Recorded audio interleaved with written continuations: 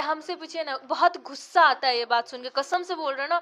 मन करता है ना सामने से कान फोड़ दे, मार के खून निकाल दे कान लोगों, ऐसे लोगों का सामने से मिल जाए ना। जिस मम्मी ने हमको पैदा दिया ना, खून निकाल देंगे मार के, जिस दिन मिल गए तुम सामने।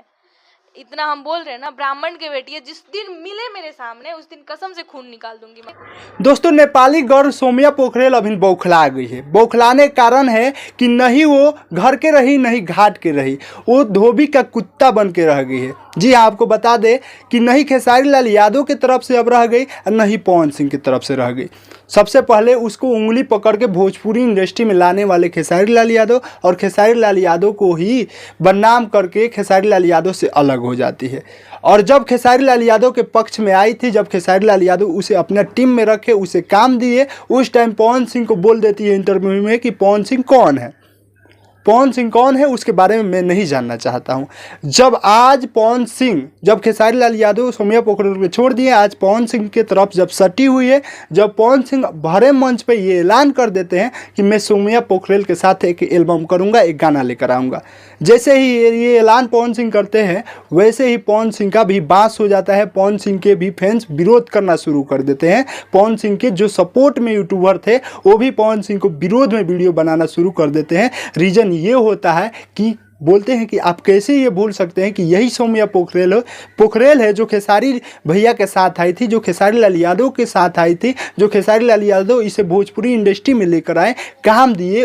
वो खेसारी को नहीं हो सकती है तो आपका कैसे हो सकती है। जब खेसारी के साथ ये काम करती थी, उस टाइम ये बोल दी कि पवन कौन है उसके बारे में मैं नहीं जानना चाहता हूँ। तो हम सभी ने उसको बहुत भला बुरा कहा, उसको गाली दिया, लेकिन आप उसी को आज कैसे सही कर दिए, आप उसी के साथ कैसे काम करने के लिए राजी हो गए। इस प्रकार से पवन सिंह और सौम्या पोखरेल के साथ जो एल्बम शूट किया गया था, वीडियो रेडी हो गया था, केवल उसे आउट करना था। अब उस वीडियो को जनता जो है, पवन सिंह के फैंस है, जो उसे आउट करने नहीं दे रही है। और जो पवन सिंह के सपोर्टर जो यूट्यूबर है, वो भी अब ये एग्री नहीं कर रहे हैं कि पवन भैया आप इसके साथ काम जो किए हैं उस वीडियो को लाइए। तो कहीं ना कहीं जो सौम्या पोखरेल का जो चाल था वो ख़त्म हो गया है। और सौम्या पोखरेल नहीं घर के रही है और नहीं घाट के रही है, धोबी का कुत्ता का हाल हो गया है। और सौम्या पोखरेल का अब कहीं से भी काम मिलने वाला नहीं है, इसलिए सौम्या पोखरेल बिल्कुल जो है बौखला गई है।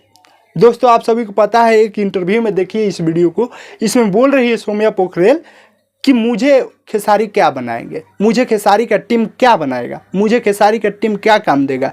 खेसारी का टीम जो मैंने काम किया था वीडियो में, उसका पैसा नहीं दिया है, बिल्कुल फ्री में काम करवाया है। 3 प्रोजेक्ट पे काम की हूँ, एक का भी पैसा नहीं दिया है।